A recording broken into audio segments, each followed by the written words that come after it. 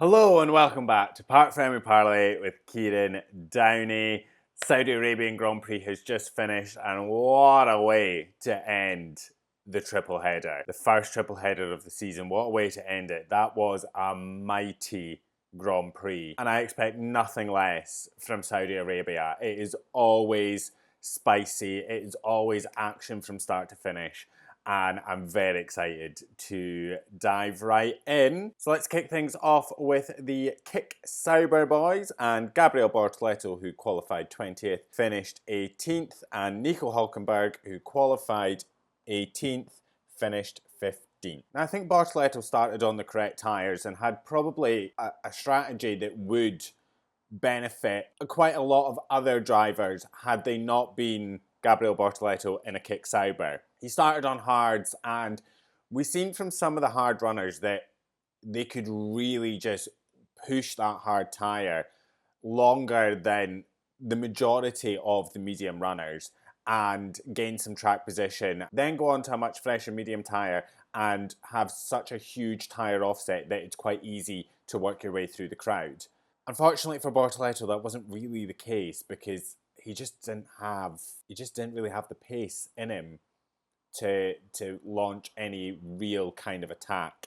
He got a black and white flag for continuously moving under braking and really nearly cost both him and Alonso their race finishes by moving under the braking right into Fernando Alonso, who happens to be his manager. Coming down the pit straight, Bortoleto had just been overtaken by Liam Lawson, and I don't know whether he was moving to the racing line or moving out of the way of Lawson. Whatever he was doing, under braking at far too late a moment, under braking moved to the outside right into the side of Fernando Alonso and very nearly caused a really big accident. Like, it was so close. I actually was up out of my seat. Like, I was off the sofa because of how close it was between Bortoleto and Fernando Alonso. And I'm assuming that it was just a lack of awareness, so focused by what's happening in front of you, you forget what's happening behind you, and was just not looking in his mirrors, not really paying attention to what was going on, and very nearly had quite a nasty accident. So yeah, I imagine that'll be a stern chat from his manager about weaving under the braking and why not to do that. Nico Hülkenberg, I think, also probably, had it been any other car, might have had a pretty decent strategy call. He started on the mediums, but after the lap 1 safety car, he dove into the pits, got changed onto a set of hards to go long. The only issue being is he's in a Sauber, so really couldn't launch a fight, and spent the majority of the time just down the back of the pack. Now, to be fair to Hülkenberg, once the rest of the pack started doing their pit stops, he did manage to gain some track position, but he then also had to pit again, which just launched him straight down the back of the pack. He did obviously get through in his teammate, but only through team orders, and still at that point couldn't launch any kind of attack, couldn't get any further up the track. So all in all, a fairly disappointing race for Kick Sauber. Next up is Williams, and Alex Albon, who qualified 11th, finished 9th, and Carlos Sainz, who qualified 6th and finished 8th. I have to say, it's another great weekend for Williams, who have obviously scored some double points, and it's just really nice to see them having a markedly better season than the absolute dumpster fire of a season they had last year, which was actually quite painful to watch. So it's a nice bounce back, and it shows that there is a nice upward trajectory for that team. The morale seems to be a bit better, and even when they're not performing at their best, or, you know, there's retirements or anything like that, they don't seem as broken as they did last year. There is a sort of hope, it still seems, in that team, and it's just very nice and refreshing to see from Williams. Now, for Alex Albon, his race was fine, like no real big standout moments. I will say he is getting sassy over that radio, and I appreciate it. I really appreciate it. He was told by his race engineer just to watch for his engine overheating because he was following his teammate Carlos Sainz, and that dirty air just really overheats the engine, overheats the tyres and everything like that. But his reply was, I mean, as anybody would reply, but you're trying not to lose track position here to the car behind you.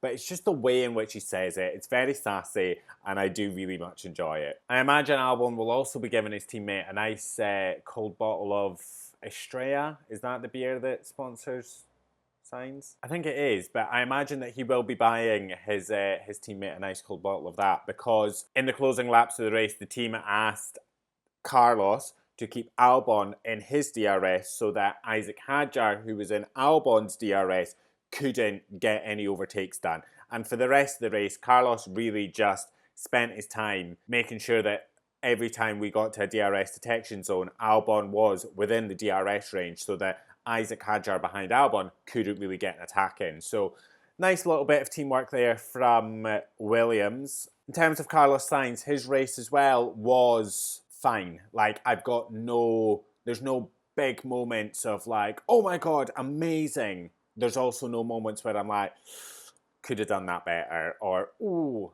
not great. The Williams just had a good weekend, a solid weekend, some solid points on the board. And in that midfield fight, where they are fighting Haas as their closest rival, the sort of Aston Martins, Racing Bulls, Alpines and stuff are just a little bit too far off yet. But when they're fighting their closest rival, Haas, in the championship, with just 5 points splitting them, it's huge that Williams have gone and got double points and Haas couldn't get any this weekend. So it's great that, as I said, there just seems to be a momentum with Williams at the moment, and the team feels positive, and every weekend they're coming into it, there's not any sort of doom and gloom or negativity about anything. It is just, it's positive, and it's just so nice to see. Obviously, the qualifying that happened, they made the wrong mistake with Alex Albon in terms of when they sent him out, but they still managed to get some points on the board, so it wasn't for nothing. And it's just so refreshing to see Williams having a good time out there, and I'm hoping that they can continue the rest of the season like this. We've had quite a good mix of tracks already, and they're looking fairly positive across the board. With a lot of these tracks being fairly difficult to overtake, if we can get some decent qualifyings in, I'm thinking it's going to be a good championship finish for Williams. All right, next up is the Visa Cash App RB drivers, and Isaac Hadjar, who qualified 14th, finished 10th, and Liam Lawson, who qualified 12th, finished 12th. I don't really have much to say about Isaac Hadjar, other than the fact that it was a very good weekend for him. He kept his nose clean, he had some decent on-track battles. For once, the V-carb strategy seems to have worked. He was one of the drivers that started on the hard tyres and really managed to get the benefit of it. He went so long on that first stint that when he pitted, he had such a tyre offset that he could really go and get a good attack in and gain some position. So it's strange that V-carb are making some good decisions in terms of strategy, because for a long time now, I have been fed up of seeing a driver like Yuki Tsunoda running P6, let's say, on the road, and then V-carb make a bizarre strategy call and it punts him all the way down the back of the grid. So it's nice to see Hadjar, who some may say have qualified out of position. I do think that that was probably the best that car could do around that circuit. But it's nice to see that the team are making some solid decisions and some solid strategy calls to help propel him further up the grid. As I said, he had some good on-track battles. He kept his nose clean. It was a solid weekend for Isaac Hadjar and a point in the bag. I wish I could say the same for Liam Lawson in terms of, he kept his nose clean and it was a solid weekend for him, because, again, incredibly scruffy and just not all that impressive, to be quite frank. He is quite messy in his overtakes. He got another 10-second time penalty for leaving the track and gaining an advantage. And this is just not the Liam that I remember from his stints previously. I remember him being a good, hard racer, but being pretty clean.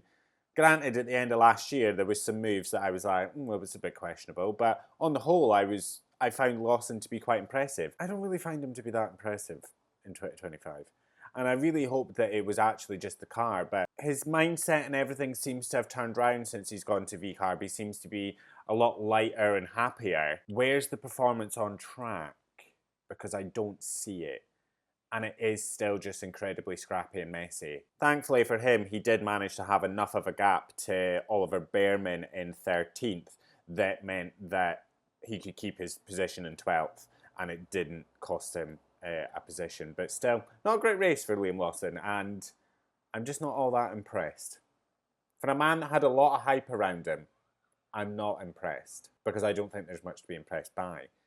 And I would like to have a reason to be impressed and say, I'd like to just come on this podcast and say, my God, Liam Lawson did a great job. And he just doesn't give me reason to do that. And I just find it quite bizarre because we were all singing his praises not that long ago. Moving on to the Haas drivers, and Oliver Bearman, who qualified 15th, finished 13th, and Esteban Ocon, who qualified 19th, finished 14th. This is another team that I don't really have much to say. You basically never seen them on the broadcast at all. Like, they just weren't showing. And what I will say is Oliver Bearman did some great, good racing out there. He had a brilliant overtake, I think it was, with Jack Doohan into turn 1. And between the both of them, it was just good, solid racing. It was respectful, and it just showed that they have the trust and the confidence in one another to be able to do moves like that. And it clean, hard racing, and it was a delight to watch. That's all I can really say for Oliver Bearman. In terms of Esteban Ocon, he was one of the drivers that pitted under the safety car to stick some hard tyres on. I don't think it was the right strategy for them, but then it's not as if Bearman really managed to, light up the timesheets. They finished 13th and 14th, and actually Ocon said to let Bearman through because he obviously felt Bearman was faster than him, and it was just a swap of positions, and then nothing happened. I think it is just they didn't have pace around this circuit. They had zero straight line speed, and at a track where you are full throttle for 70% of it, Haas just didn't have it in them this weekend. There was just nothing there, and it's shown in their results. 13th and 14th is obviously the best that car is capable of, and that those drivers could achieve in that car.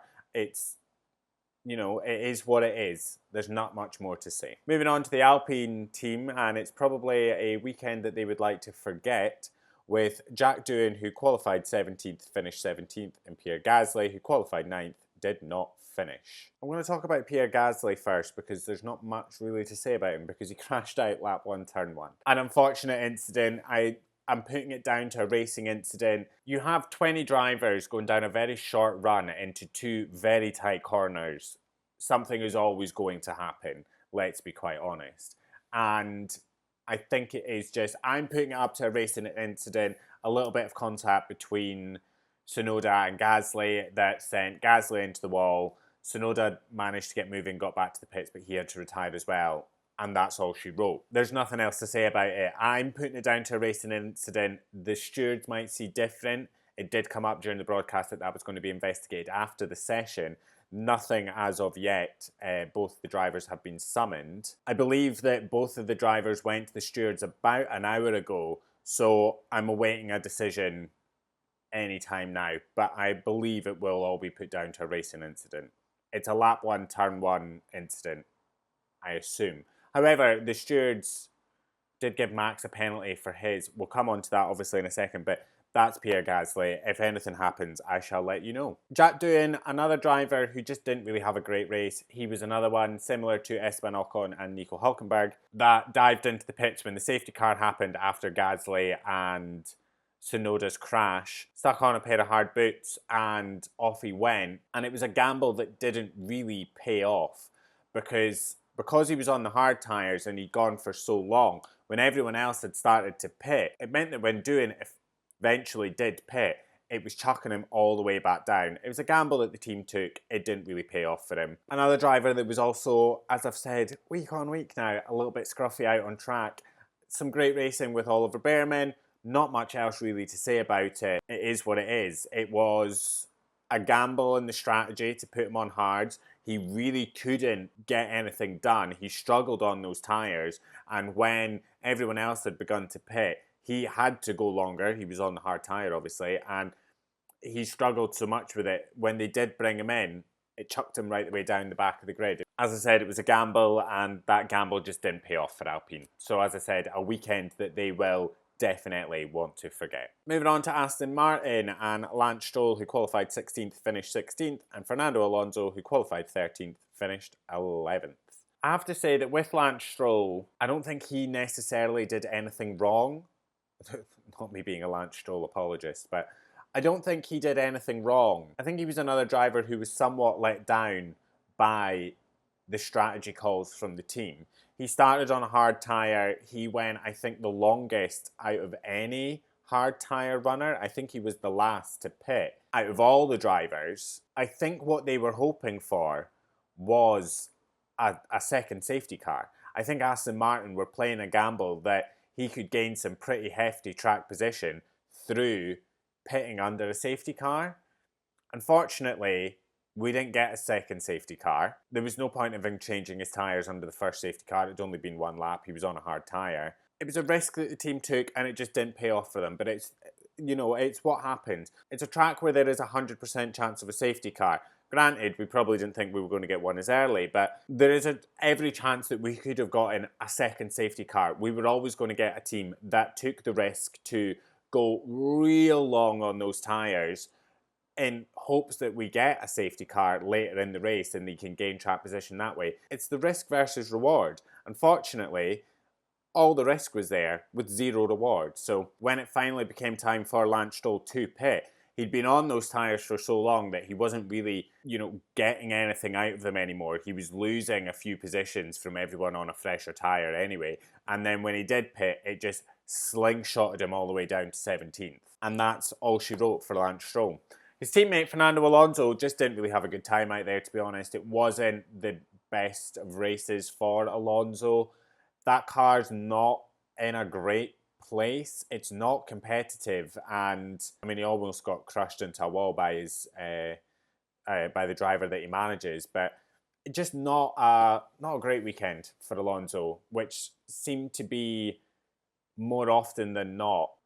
Bad weekends for Alonso are not irregularities anymore. They are pretty often, which is a shame. Yeah, I don't know if this is going to be a good season for Alonso at all, to be honest with you. Apparently, from what I've heard, all of Nui's, direction into what he's doing is going into 2026. All of his work is going into 2026. So unless Aston Martin see an absolute urgency to get some advice on that car, which I imagine they'll get some, but the focus for Nui is 2026 from what I've heard and from what I've read. So, another race, another 0 points for Fernando Alonso. I'm just praying that it's not a completely pointless campaign for him. Next up is the Mercedes drivers, and George Russell, who qualified 3rd, finished 5th, and Kimi Antonelli, who qualified 5th, finished 6th. This is a very rare instance where I have very little written down for both the Mercedes drivers in my notes. In fact, I actually don't think I have George Russell's name mentioned once. He ran his own little race, to be honest with you. After the safety car restart, Max and Oscar just dropped him completely. And he had managed himself to get a bit of a gap to Leclerc. So he just kind of ran by himself for most of it. And he kept himself out of trouble, mostly because there was nobody really around him. In this final stint, he was really hurting on his tyres, and it was pretty easy for Leclerc and Norris to dispatch of George Russell. Not the weekend he would have been hoping for or wanting, and I wonder if the temperatures really had anything to do with it. We know the Mercedes prefers cooler temperatures, and I wonder if it was just all a bit too hot for Russell. He did have benefits of running in clean air for quite a bit of the race, but he wasn't gaining anything anywhere. So I do wonder if the hotter temperatures kind of hampered his performance. His teammate Kimi Antonelli, again, not a bad performance at all. I think for your first time as a rookie going round Jeddah, the fastest street circuit, the second fastest track on the calendar, that is particularly demanding, very, very nerve-wracking and completely unforgiving. I think finishing 6th on the road is no joke. I think it's an incredible performance for Kimi Antonelli. What was nice to see from Kimi is he knew when his battles were and when they weren't. He knew who his fight was with and who it wasn't with. He wasn't really going to fight the likes of Lando Norris because he knew that Norris was the quicker car. He knew that his fight wasn't with Norris, so there was no point in holding him up and potentially ruining his own race. So I have to say there's a very wise head on Kimi Antonelli's shoulders. I think he's a very good racer and he's very smart with what he does. He's not going to waste time or energy or potentially ruin his own race for a battle that's not his to fight. I have a lot of respect for Kimi Antonelli. He is a shining star in that bunch of rookies that have joined, and I think it was an incredibly wise move of Toto Wolff to put him in. We were all saying, oh, it's a bit too early, but he's proven us wrong every single race, and I think a P6 is fantastic work for Antonelli. I think Mercedes will probably be a little bit upset that they weren't a bit higher up. I think they kind of thought maybe a podium and a P4 might have been on the cards for their drivers, but unfortunately it just wasn't for them. And I do think that maybe the temperatures had something to play into that. I also don't think anybody really expected Leclerc to go as long as he did on his medium tyres. We'll obviously come on and speak about him in a second, but I don't think anybody expected that, and I think that threw quite a few people off. And yeah, it's unfortunate that they weren't on the podium, Mercedes, this weekend, but I don't think it'll be long before they're back on the podium. I imagine they'll probably be in the fight around Miami. All right, moving on to the Red Bull drivers, and Yuki Tsunoda, who qualified 8th, did not finish, and Max Verstappen, who qualified 1st, finished 2nd. Obviously, we'll talk about Tsunoda first because it's very quick. He obviously had that contact with Gasly in turn 1. He did manage to get his car going again and managed to sort of limp back to the pits. They did a quick check over, but it was a retirement for Yuki Tsunoda. Still nothing out from the stewards as of yet about any penalties or, you know, anything from that accident. So, and just as I say that, the decision comes through. Now, it wasn't actually turn 1, it was turn 5 that the accident happened. And the document has just come through for Yuki Tsunoda. No further action for causing a collision with another driver. So there you have it. No further action for Yuki Tsunoda. The stewards have said that they were unsure whether it was wholly a lap 1 incident, but after reviewing footage and seeing how close Carlos Sainz was in front of Yuki Tsunoda, that it is all down to a racing incident. No further action. There we are. Case closed, Your Honour. Moving on to Max Verstappen. Now, this is a lap 1 incident that there will be a lot of chatter about, and there'll be people on both sides, I imagine, obviously. Coming into turn 1, Oscar and Max were fairly close. They came very close. Max went off the track, cut turn 2, and retained the position. Now, had I been Red Bull, I would have probably swapped the position back, especially after Antonelli had done the same thing to Leclerc and immediately ceded the position back. He knew he'd done the wrong thing. The team were straight on the blower saying, you need to give the position back because we don't want you to get penalised for it. Now, Max Verstappen didn't give the position back, and he was obviously handed a 5-second time penalty for leaving the track and gaining an advantage. Did he leave the track and gain an advantage? I would say yes. And the reason I'm saying that is because when you ride on board with Max, you can tell that he lifts off the brakes so that he can launch the car forward a little bit. He's very clever in what he does. So that when it comes to the corner, he's actually ahead and he can say that he was pushed off the track by Oscar Piastri, who was coming up the inside. Unfortunately, the stewards were probably a bit wiser to it this time than they have been previous times. And they clocked straight on. The team didn't tell Max to give the position back. He wasn't going to, and they gave a 5-second penalty. I think Max is an incredibly talented driver. I think he's incredibly smart with some of the moves he does. However, this was not one of them. I think it was a cheap move and he got punished for it. I am of the camp that Max Verstappen should have given that position back 100%. Piastri was clean on the inside and he kept it on the road. However, as I've said, that's not how Max Verstappen plays. Max will always force the stewards to step in and make a decision, make a call on it. rather than cede any position on track. Obviously, we got a safety car because of the Gasly-Tsunoda incident. On the restart, Max got an incredibly good restart compared to quite a lousy start from Piastri, and went on to sort of kind of build up a gap. He was never too far away from Oscar Piastri, and the whole thing was, you know, he was really getting told to push and work his tyres and work that car and hustle, because he needed the 5 seconds over all of these other drivers. Because say he'd went in with a 5-second gap to George Russell, if the pit stops were the exact same time, Verstappen is out ahead of Russell. Say Verstappen comes in before Russell, does his 5-second penalty, gets his pit stop out of the way and goes. When Russell pits the next time round, Verstappen will clear him because he's had the gap of the 5 seconds. So the real thing for Verstappen was to work and hustle and get that 5-second gap to Piastri, so that when he does come out after the pit stops, if they are the same time, which they very rarely are, he will come out ahead of Oscar Piastri. Unfortunately, it didn't all work out like that for Verstappen.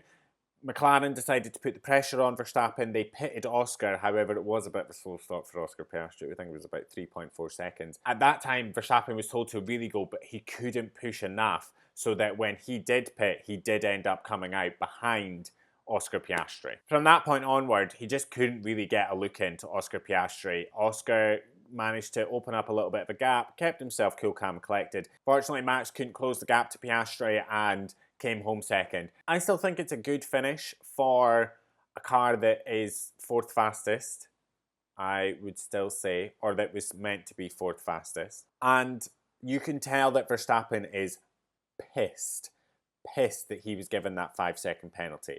Now listen, had Verstappen given the place back, could have things worked out differently? Perhaps, but we'll never know. There is every chance that he could have given the position back to Piastri, got the retake done again through a DRS zone or something like that, and sailed off into the sunset. Wouldn't have had to really hustle and work his car, because he's got to serve a 5-second penalty and all the strategy calls and when do you pit and when do you not and all that kind of stuff. I think had Verstappen given the position back, his race might have been a little bit easier on that front. However, as I said, that's not the way Max Verstappen works. He would rather the stewards make the decisions than he does. Not a bad finish for Max Verstappen. Could he have won? Coulda, woulda, shoulda, we'll never know. At this point, I would also just, rather than the 5-second penalty, can we not just have the stewards just say, give the position back? Like, I'd much rather than this 5-second penalty have the stewards turn around and say, he needs to give the position back.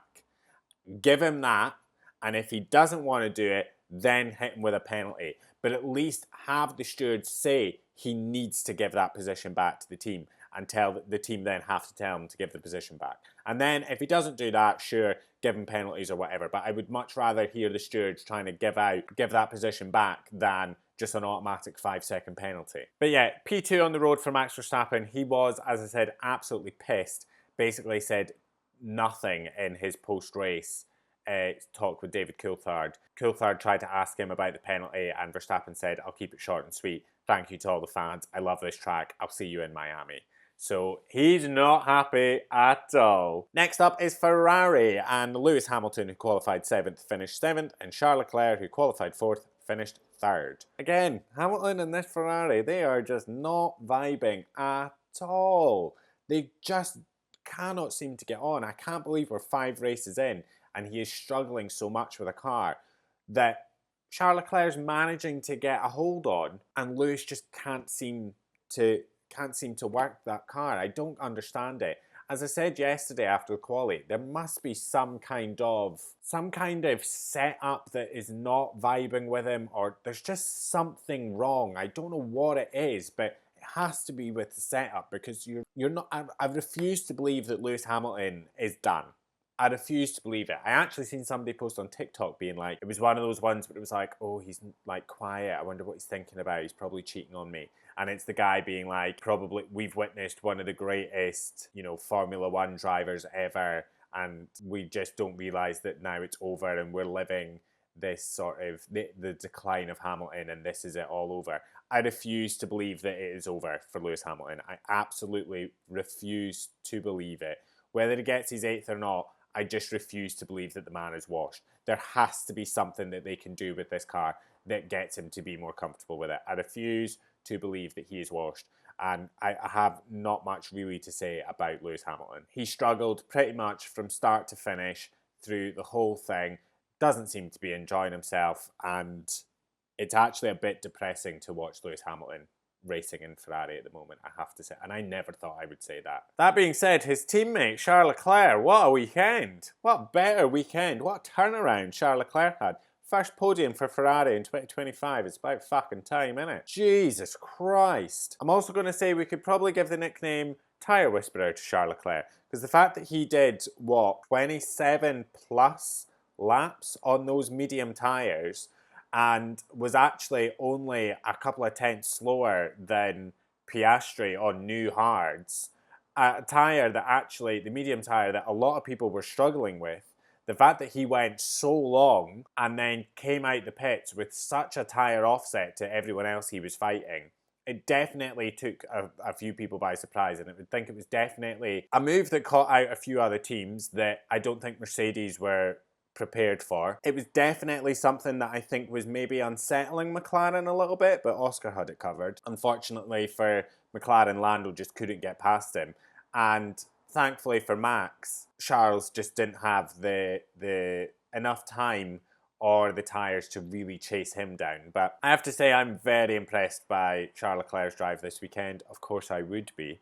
And thank God we're back on the podium, baby. It's only taken us 5 fucking races, but we're fucking there. Sorry, that was a lot of F-bombs. Thank God we're back. Although I probably shouldn't be dropping the God bomb on Easter Sunday, but my God, Charles Leclerc's on the podium, it's worth it. We just need to keep that momentum going, and hopefully we can get a race win in pretty soon. And finally, McLaren. We have Oscar Piastri, who qualified second, finished first, and Lando Norris, who qualified 10th, finished fourth. Listen, when it comes to Oscar Piastri's drive, it was a great get off the line. He should have actually been leading after turn 2, but obviously, we've just covered that, and that's not the way Max Verstappen plays. It was a very lousy restart for Oscar Piastri, and he did give himself a little bit extra work. I do think Verstappen got the jump on him by going when he did, and I don't think Oscar was ready for it. That being said, I do think Oscar's drive was incredibly impressive, and at one point I thought, oh, it's all gone tits up, because, you know, the gap was forming between him and Verstappen, and I was like, I don't know whether he's managing tyres or trying to cool down his tyres or his engine or whatever it is, but this gap is concerning me. And then, you know, McLaren pitted him pretty quickly. It was a bit of a slow stop, and I was like, oh, it's all going wrong for him. Came back out on track, and he was lightning. Oh my God, he was fast as anything. He was going hell for leather, and had probably one of the most impressive overtakes I've seen in quite a while.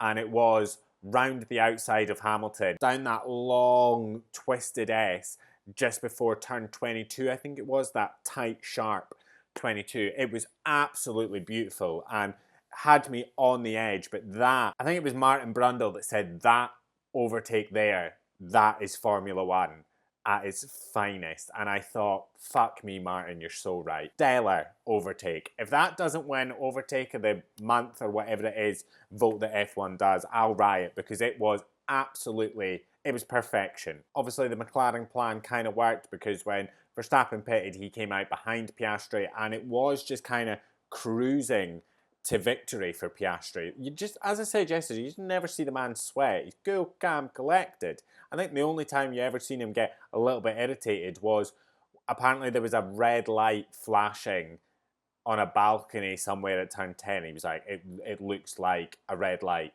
on the track. It's getting me confused. And the other time was when he was like, this guy just needs to get out of the way, and it was Lance Stroll. But even at that, he didn't seem agitated by it. I've never seen a man, he's like horizontal the whole time. But a stellar drive from Oscar Piastri, and he is now championship leader. He is leading the World Drivers' Championship, and I'm of the opinion that he will probably open up a little bit of a gap in the championship, I think.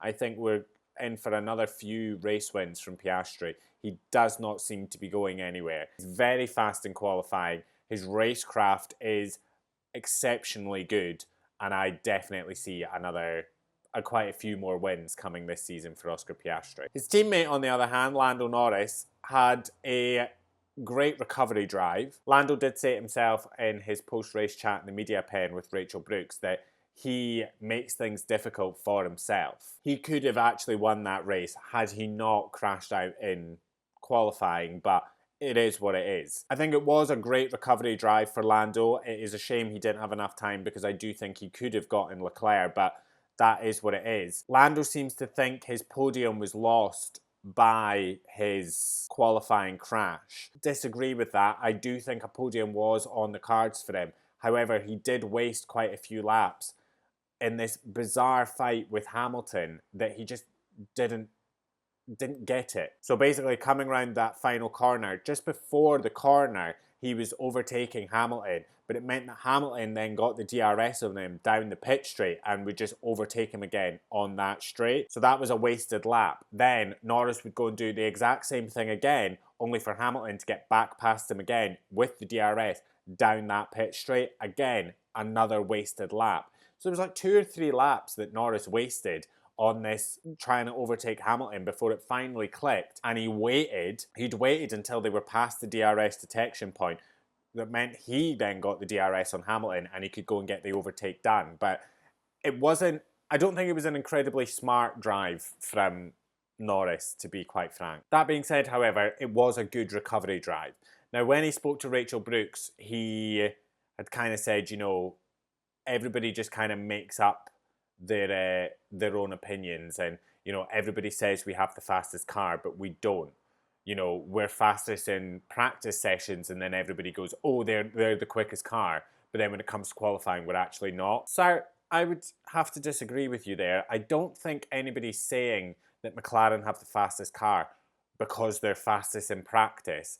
They are fastest pretty much every single session. I don't think it's the car that's losing Lando out on these positions or podiums or whatever. I think it's Lando's execution that's the issue. I don't know whether Lando downplaying the car is his way of negating the fact that he should have been on a podium today, that he should have been P3, let's say. I can't imagine that there's too much difference between Oscar and Lando's McLarens. I imagine that the setups are such and such the same. Oscar doesn't seem to be having the issues that Lando says he's having in terms of the car being slow or, not being the fastest car, which leads me to believe that it is just Lando's execution that is lacking. And this is by no means saying that Lando is a bad race driver. He's an incredibly talented guy.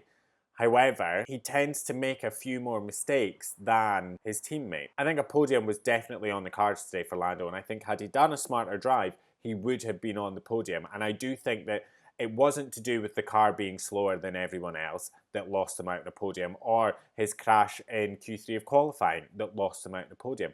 I think he should have been on the podium today. I think what lost him was that pointless battle with Hamilton that cost him 2 to 3 laps. Also, the talk from Lando of everybody just keeps saying we have the fastest car because, we're saying you have the fastest car because by all means, you seem to have the fastest car. Even the team principals, the other team principals that talk about your car, that have access to all this kind of data, say that you are the fastest car and are the team to beat.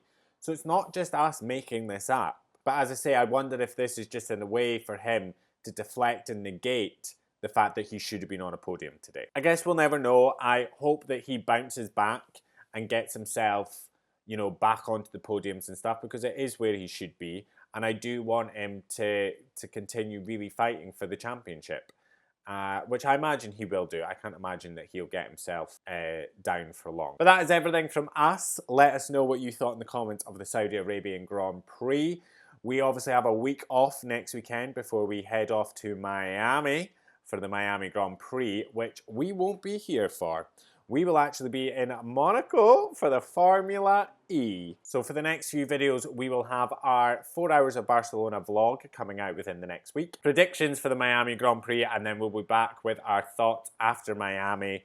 And then there will be a little Monaco vlog coming for you all. Make sure to follow along at Parc Fermé Parlay to keep up to date with all the latest Formula One news. And also, we'll be taking you guys to Monaco with us for the Formula E. So make sure to follow along at Parc Fermé Parlay.